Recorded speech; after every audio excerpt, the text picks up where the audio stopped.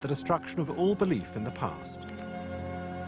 I was in the American sector of the city, and I came home. My father was dead. He was Nazi, a convinced Nazi, a very good creature, I guess. I loved him. But he was a Nazi, and he killed himself because he couldn't get over this, what was the past, all broken down, his hopes.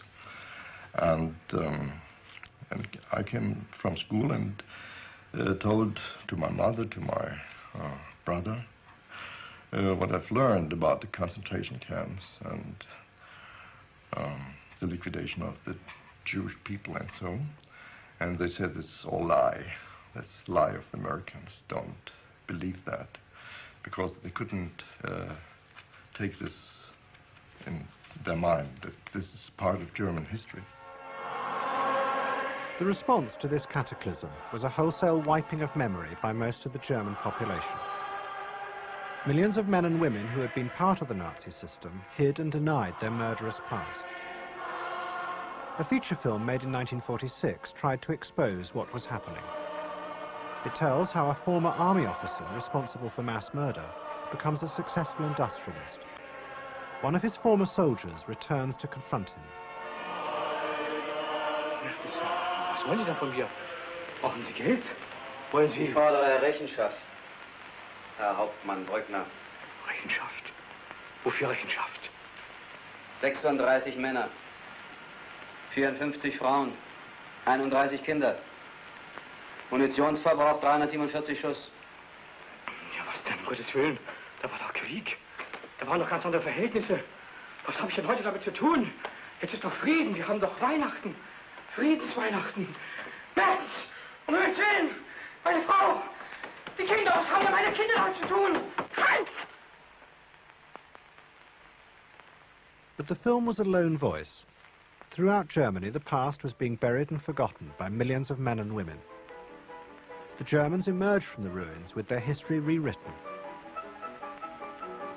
Meanwhile, in the courtroom, the Allies too carried on reconstructing Germany's past.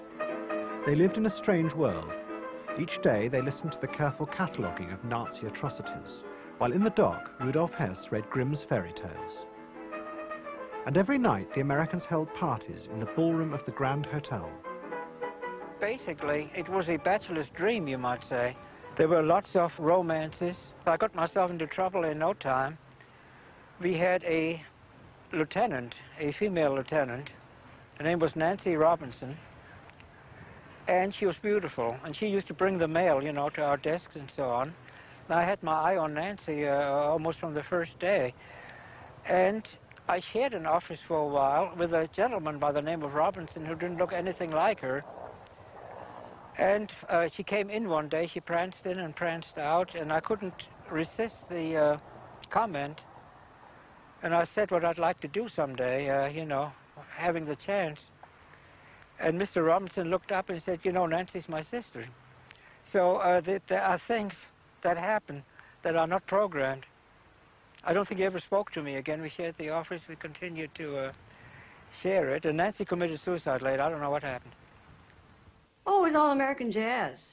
I mean, it was a German twist, if you want to call it. I remember the singer. She used to sing, "Please, Mr. Truman, why can't we go home? We have conquered Berlin and we have conquered Rome. We have defeated the master race, so why can't we get shipping space?" How did you remember that? I remember that.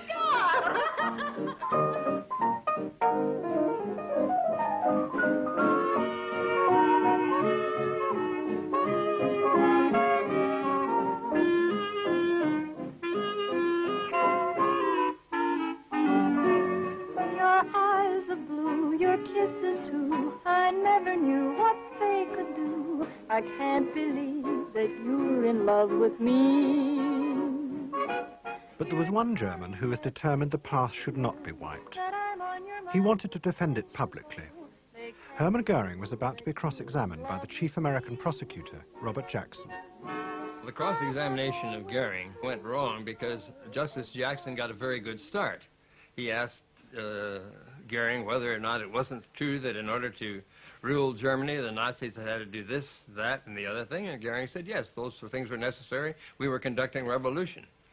So then Justice Jackson started to press it, and asking these kinds of questions, Goering would make very long and circuitous answers. Aber einmal, ich erinnere mich daran noch, ich als preußischer Minister... And Jackson became angry with him.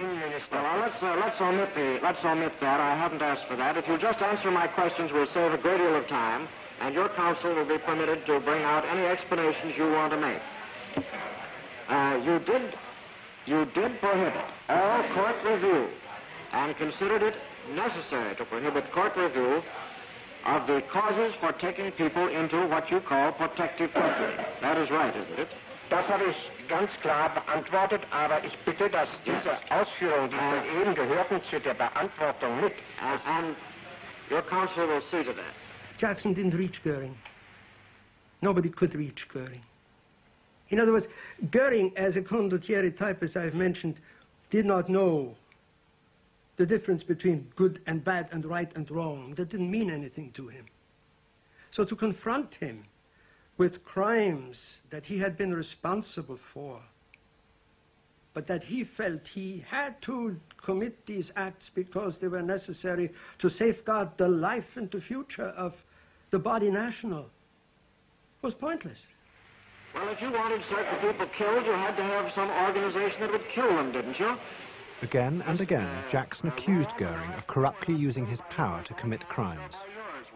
Each time, Goering responded that such actions might be crimes in a democratic state, but that in Germany, democracy had failed. Eliminating the political opposition was necessary to fulfill a higher principle, that of the nation. And it had worked, Goering insisted. It had brought order and prosperity to Germany. Unter den damaligen Umständen war sie nach meiner Auffassung die einzig mögliche Form, und sie hat auch gezeigt, dass Deutschland aus seinem tiefen Elend der Verarmung und Arbeitslosigkeit in kurzer Zeit zu einer verhältnismäßigen Blüte wieder gekommen war. Finally, Jackson lost his temper and appealed to the judges to control Goering. The difficulty is that the tribunal loses control of these proceedings. Outside of this courtroom is a great social question of the revival of Nazism. And that one of the purposes here of the defendant Goering, I think he'd be the first to admit, is to revive and perpetuate. What frightened Jackson was the link between the political ideas that Goering was explaining to the court and the terrible crimes the Nazis had committed. The horrors revealed at the trial were so overwhelming that those who had committed them began to be seen as alien and utterly other. And so the trial became a morality play, a battle against evil, with Goering's role that of the villain. The ideas that had led millions of ordinary human beings to support and participate in such barbarism were too dangerous to discuss. They had to be locked away and hidden. What was missing at Nuremberg was the indictment of the ideology of the Thousand-Year Reich. Everybody nowadays knows what the war was being fought for, but nobody really has paid much attention to what the Germans thought the war was fought for in their sometimes, how shall I call it, a very twisted mentality that was spread by Hitler and his people. The body national, a form of nationalism where the entire nation was considered one body that had to be assured of its security and life. In the name of this mentality, most of these crimes were committed. The terrible executions shown on film at the trial became a central image in the public memory of the Second World War. But they were seen and understood as the acts of monsters, not of human beings.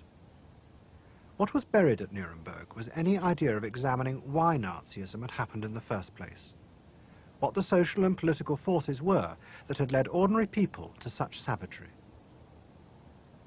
That's when I thought they deserved whatever punishment they got. They had to be cold and cruel and unfeeling. What kind of people are these? They're not like the human beings I've known all my life.